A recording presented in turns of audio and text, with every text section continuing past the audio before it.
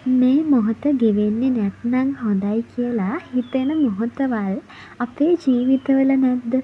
ඇත්තටම එහෙම මොහොතවල් අපේ ජීවිතවල ඕන තරම් අපිට හමු වෙනවා. මෙන්න මේ මොහොතත් මේ වෙලාවෙදී මට හිතුණා ගෙවෙන්නේ නැත්නම් කියලා.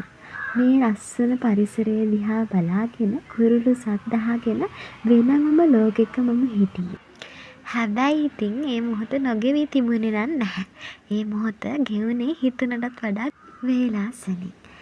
මෙන්න මේ වගේ චූටි චූටි මොහොතවල් අපිට කොච්චරනම් විඳින්න පුළුවන්ද ජීවිතේ. ඇත්තටම ශ්‍රී ලංකාව කියන්නේ චූටි චූටි දෙයිනුත් සතුටු වෙන මිනිස්සුන්ට මහඟු තෝතැන්නක් කියලා තමයි මට නම් හිතෙන්නේ. හැමතැනම ගස්වැල්, හැමතැනම මොනවා හරි ලස්සන දෙයක් තියෙනවා. මොනවම හරි දෙයක චූටිම හරි ලස්සනක් හැංගිලා තියෙන රටක් තමයි ලංකාව.